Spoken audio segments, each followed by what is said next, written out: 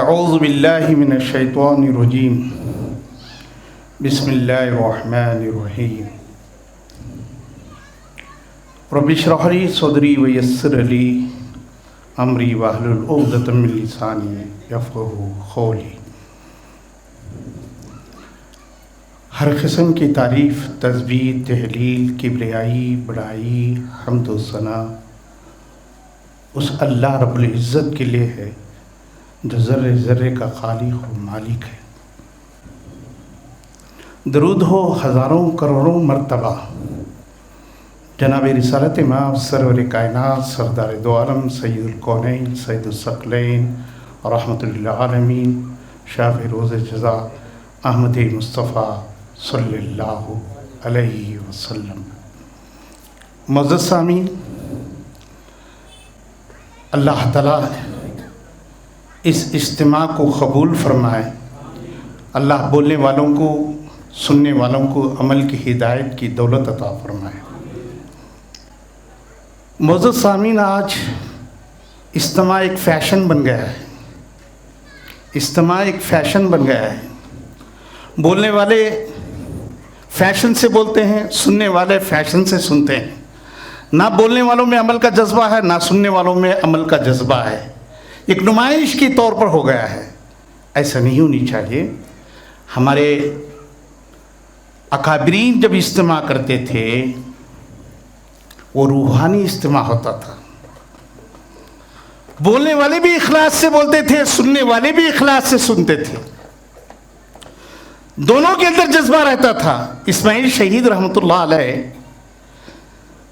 جامع مسجد میں ان کا بیان ہو رہا تھا، لوگوں کے اندر یہ بات پہنچ گئی کہ اسماعیل شہید رحمۃ اللہ علیہ آج بیان کرنے والے ہیں۔ دور دور سے لوگ جڑنے لگے، جمع ہونے لگے۔ ایک آدمی اسماعیل شہید رحمۃ اللہ علیہ کی تقریر سننے کے لیے کئی میل سے دوڑتے دوڑتے بھاگتے جامع مسجد پہنچ جاتے ہیں۔ جیسے ہی جامع مسجد کی سیڑھیوں پہ چڑھ رہے ہیں، اسماعیل شہید رحمۃ اللہ علیہ اپنی تقریر ختم کر رہے ہیں۔ یہ شخص روتے ہوئے اسماعیل شہید رحمۃ اللہ علیہ کے پاس جا کر کہتے ہیں، میں آپ کی تقریر سننے کے لیے اتنے میلوں سے بھاگتے دوڑتے آیا، لیکن بد نصیب آپ کی تقریر کو سننے سے آپ کی تقریر ختم ہو گئی۔ اسماعیل شہید رحمۃ اللہ علیہ نے کہا، جو تقریر لاکھوں کے مجمع میں نے جو کی، ایک ایک لفظ وہی تقریر میں آپ کو سناؤں گا۔ تو اس نے کہا، اتنے بڑے مجمع میں جو تقریر آپ نے کی، میرے ایک آدمی کے لیے تم تقریر سناؤ گے؟ تو اسماعیل شہید رحمۃ اللہ علیہ نے کہا، جب مجمع کے سامنے میں جب تقریر کر رہا تھا، میرے ایک اللہ کو خوش کرنا چاہ رہا تھا، آج بھی اب بھی تمہارے سامنے جو تقریر کر رہا ہوں وہ اللہ کو خوش کرنے کے لیے کر رہا ہوں۔ تو میرے بھائیوں، ہمارے اجتماعات روحانی اجتماعات ہوتے تھے۔ آدمی میں بدلاؤ آ جاتا تھا۔ اجتماع میں شرکت کرنے کے بعد زندگی میں تبدیلی آ جاتی تھی۔ اللہ سے دعا گو ہوں، اللہ اس اجتماع کو روحانی اجتماع عطا ہے۔ اللہ ہم سب کو کتاب و سنت کے مطابق زندگی گزارنے کی توفیق عطا فرمائے۔ میں آپ تمام سے کہتا ہوں، جب کبھی ہمارا اجتماع ہو، جماعت کا تعارف ہونا چاہیے اجتماع کے اندر، تاکہ جو لوگ نئے آتے ہیں، غیر مسلک سے جو لوگ آتے ہیں، جماعت کے غلط فہمیاں ان کے ذہنوں سے دور ہو جائے۔ یہ جماعت کیا ہے؟ یہ جماعت کا مقصد کیا ہے؟ لوگوں میں غلط فہمیاں پیدا ہوئی ہیں، ان غلط فہمیوں کا ازالہ کرنا چاہیے۔ ہمیشہ جب کبھی اجتماع رکھیں، اجتماع میں ایک تقریر کا عنوان یہ رکھا جائے، جماعت کا تعارف۔ یہ جماعت کا تعارف ہونے سے کئی لوگوں کے ذہن میں جو غلط فہمیاں ہوتی ہیں وہ غلط فہمیاں دور ہو جاتی ہیں۔ تو معزز سامعین، یہ جماعت کیا چاہتی ہے؟ یہ جماعت کا مقصد کیا ہے؟ یہ جاننا ضروری ہے۔ یہ جماعت کا اصل مقصد میرے بھائیوں، ہر پیلی چیز سونا نہیں ہوتی، ہر پیلی چیز سونا نہیں ہوتی، ہر سفید چیز چاندی نہیں ہوتی، ہر عبادت عبادت نہیں ہوتی۔ وہی عبادت ہے جو اللہ اور اس کے رسول کے طریقے پہ ہو، وہی عبادت قابل قبول ہے۔ جو اللہ اور اس کے رسول کے مطابق عبادت نہ ہو، وہ عبادت قابل قبول نہیں۔ ہم لوگ بہت کنفیوز کر لیتے ہیں، ہر عبادت کو ہم عبادت، ہر بیان کو بیان سمجھتے ہیں۔ جو قرآن و حدیث کے مطابق بیان ہو وہی صحیح بیان ہے۔ قرآن حدیث سے ہٹ کر کتنا بھی اچھا بیان کیوں نہ ہو، وہ بیان نہیں ہے۔ قرآن و حدیث کے سوا کسی چیز کی طرف ہمیں پلٹ نہیں۔ دین کیا ہے، شریعت کیا ہے، قرآن و حدیث۔ یہ جماعت کیا چاہتی ہے، یہ جماعت کا مقصد کیا ہے؟ لوگ اس جماعت کے بارے میں بدنام کیے ہیں، غلط فہمیاں پیدا کی ہیں اس جماعت کے تعلق سے۔ معزز سامعین، جب لوگوں میں غلط فہمیاں پیدا ہوتے ہیں تو لوگ جماعت کے قریب نہیں آتے۔ پہلے غلط فہمیوں کو دور کرنا ہے۔ جب غلط فہمیوں کو دور کریں گے لوگ قریب آئیں گے، ہماری باتوں کو سنیں گے۔ طفیل بن عمر دوسی ایک قبیلے کا سردار تھا۔ مکے کے کفار آپس میں مشورہ کیے، یہ دین، یہ اسلام ہر دن بڑھتا جا رہا ہے، بڑھتا جا رہا ہے، کیسے ہم روکیں اس دین کو، اس اسلام کو کیسے روکیں؟ مشورہ کرتے ہیں، بدنام کیا جائے اس دین کے بارے میں، غلط فہمیاں پیدا کیا جائے اس دین کے بارے میں۔ مشورے میں طے ہونے کے بعد لوگوں میں غلط فہمیاں پیدا کرتے ہیں۔ طفیل بن عمر دوسی حج کے لیے آ رہے ہیں تو لوگ مکے کے دروازے پہ کھڑے ہو کر کہتے ہیں ہمارے یہاں ایک نبی آئے ہیں، پیغمبر آئے ہیں، اگر ان کی بات سنو گے باپ بیٹے میں، بھائی بہن میں جدائی پیدا ہوگی۔ وہ جادوگر ہے، ان کے باتوں میں جادو ہے، لوگوں کے اندر غلط فہمیاں پیدا کر دی۔ تو بتایا گیا یہی نبی ہے، یہی پیغمبر ہے۔ تو پھر بھی عمر دوسی نبی کریم صلی اللہ علیہ وسلم کو دیکھ کر گھبرا جاتے تھے۔ اللہ کے رسول ایک راستے سے آتے تو یہ دوسرے راستے سے آتے، اور اپنے کانوں میں روئی رکھ کے کعبۃ اللہ میں آتا تاکہ اللہ کے نبی کی آواز سن نہ سکے۔ ایک مرتبہ طفیل بن عمر دوسی کے دماغ میں بات آئی، میں قبیلے کا سردار ہوں، غلط اور صحیح کی میں تمیز کرتا ہوں، کیوں نہ میں سنوں؟ تو اپنے کانوں کی روئی نکال کر نبی کریم صلی اللہ علیہ وسلم کی آیات کو، قرآن آیات کو سنتا ہے۔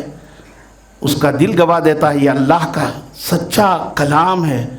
نبی کریم صلی اللہ علیہ وسلم نماز پڑھ کر جا رہے ہیں، پیچھے پیچھے جاتا ہے، طفیل بن عمر دوسی جاتے ہیں اور اللہ کے نبی سے کہتے ہیں اللہ کے نبی، آپ اللہ کے سچے نبی ہی، سچے پیغمبر، ہاتھ بڑھائیے، آپ کے ہاتھ پر میں ایمان لاتا ہوں۔ اب تک غلط فہمیوں کی وجہ سے دین سے دور، اسلام سے دور، شریعت سے دور تھے۔ میرے بھائیوں، آج جتنے مسلمان ہیں، مسلمانوں کے دماغوں میں غلط فہمی پھیلائی گئی ہمارے جماعت کے تعلق سے۔ آج ہم کوئی کوشش نہیں کر رہی اس غلط فہمی کو کیسے دور کریں، ان کے ذہنوں سے کیسے صاف کریں۔ ہمارے ہر اجتماع میں ایک تقریر ایسی ہو تو ہمارے جماعت کا تعارف ہو، ہمارے جماعت کا مقصد کیا ہے، ہماری جماعت کیا چاہتی۔ میں آپ کے سامنے مختصر بتانا چاہتا ہوں ہماری جماعت کا مقصد کیا ہے۔ آج سے 1400 سال پہلے اللہ کے رسول صلی اللہ علیہ وسلم جو دین پیش کر رہے تھے وہی دین کو ہم چاہتے ہیں، ملاوٹ کو نہیں چاہتے۔ یہ جماعت کا مقصد کیا ہے؟ اللہ اور اس کے رسول کی دین میں کسی کی ملاوٹ نہ ہو، اپوٹ دین، اصل دین ہم چاہتے ہیں۔ اللہ اور اس کے رسول کی دین میں کسی کی ملاوٹ پسند نہیں کرتے، کسی کی آمیزش نہ ہو، اللہ رسول کے دین میں کسی کی آمیزش نہ ہو۔ یہ اپوٹ دین چاہتے ہیں۔ دودھ بھی انسان چاہتا، اپوٹ دودھ چاہتا، سونا اپوٹ سونا چاہتے ہیں، دین بھی اپوٹ ہو۔ تو ہماری جماعت کا مقصد یہ ہے، قرآن حدیث کے سوا کوئی چیز نہیں چاہتے ہیں، اللہ اور اس کے رسول۔ قرآن میں اللہ تعالیٰ فرماتا ہے लक़द कान लकुम फ़ी रसूलिल्लाहि उस्वतुन हसना। तुम्हारी जिंदगी में अगर कोई नमूना है तो अल्लाह के रसूल की जिंदगी नमूना है। मेरे भाइयों, मैं एक मिसाल देता हूं। टेलर के पास जाते आप, टेलर के पास जाकर कपड़ा देते और टेलर से कहते मेरे आस्तीन ऐसे हो, मेरा कॉलर ऐसा हो, मेरा जेब ऐसा हो, मेरा कुर्ता ऐसा हो, मेरी कमीज ऐसी हो। टेलर को हिदायत देते, एक मॉडल कपड़ा देते, एक कुर्ता देते, इसके मुताबिक ऐसा कपड़ा सी कर दे। टेलर की जिम्मेदारी है जो नमूना आपने दिया है, जो आप तरीका बताएं, उस तरीके से वो कपड़ा सीकर आपको देना चाहिए। टेलर आपके बताए हुए तरीके को छोड़ता है, अपने तरीके से कपड़ा सीता है। जब आप जाते हैं वहां देखते हैं टेलर आपके बताए हुए तरीके को छोड़कर अपने तरीके से कपड़ा सिया है। कपड़ा लेके उसके मुंह पे मारते, कपड़ा लेके उसके मुंह पे मारते, तूने मेरे कपड़े को बर्बाद कर दिया। वो कहता है मैं कॉलर डाला, आस्तीन डाला, सब कुछ किया, सब कुछ तूने किया, लेकिन मेरी ख्वाहिश के खिलाफ किया। कल क़ियामत के दिन अल्लाह के पास बंदा जब जाएगा, क्या तूने इबादत की? हाँ अल्लाह, मैंने पूरी इबादत की। अल्लाह कहेंगे तूने अपनी जिंदगी बर्बाद कर दी। मैं जो इबादत चाहता था मेरे नबी को बताया, मेरे रसूल को बताया, मेरे पैगंबर को बताया, तो अपने मेरे पैगंबर को छोड़कर किसी और तरीके पे तो इबादत करके आया। वो सारी इबादत रिजेक्ट, रद्द कर दी जाएगी। तो मेरे भाई, इबादत करना कमाल नहीं, रसूल के तरीके पे होना चाहिए। लक़द कान लकुम फ़ी रसूलिल्लाहि उस्वतुन हसना। तुम्हारे लिए जिंदगी में नमूना है तो गली वाले नहीं, मोहल्ले वाले नहीं, खानदान वाले नहीं, माशरे वाले नहीं, सोसाइटी वाले नहीं, समाज वाले नहीं, अल्लाह के रसूल तुम्हारे लिए जिंदगी में नमूना है। लोगों के सामने बताओ, हमारी जमात 1400 साल पहले अल्लाह के रसूल जो दीन साहबा के सामने पेश किए, वही दीन हम चाहते हैं। उस दीन के अंदर मिलावट नहीं चाहते। मुख्तसर बताओ, लोग लपक के आएंगे आपके पास, भाग के आएंगे, जमात से जुड़ेंगे, जमात से करीब होंगे। जितने आप कर रहे हैं, जब अल्लाह रसूल की दीन में मिलावट है, हमारे इसमें अल्लाह रसूल की दीन में मिलावट नहीं है। मुख्तसर तौर पर लोगों को समझाएंगे, हर आदमी जमात के करीब आएगा, लेकिन हम नहीं बता रहे, गलतफहमी को दूर नहीं कर रहे। वो गलतफहमी को दूर करेंगे, लोग हमारे पास आएंगे। अल्लाह से दुआ गो हो, अल्लाह जो भी हमें जहां भी इज्तिमा करे, अल्लाह हमारे इज्तिमा को रूहानी इज्तिमा बनाए, अल्लाह हमारे इज्तिमा को इनकलाबी इज्तिमा बनाए, अल्लाह बोलने वालों में और सुनने वालों में असर अता फरमाए। आमीन। वाक़िर दाना अल्हम्दुलिल्लाह।